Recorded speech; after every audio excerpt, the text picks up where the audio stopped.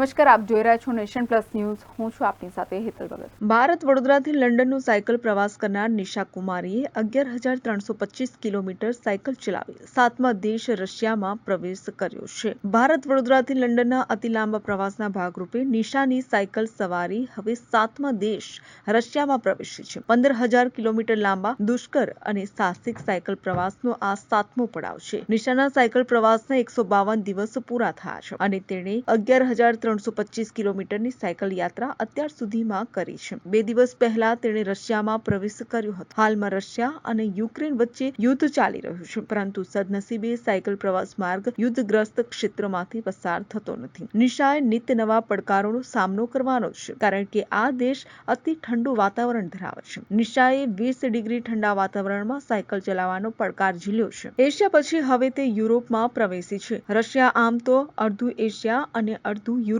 છે, પરંતુ 11 time zone ધરાવતા આ દેશનો સમાવેશ યુરોપ ખંડમાં કરવામાં આવ્યો છે. અત્રે ઉલ્લેખનીય છે કે કોઈ યુવતી દ્વારા વડોદરાથી લંડન સુધી જમીન માર્ગે સાયકલ દ્વારા પ્રવાસ કરવાનો ગુજરાત અને દેશનો પ્રથમ પ્રયાસ છે.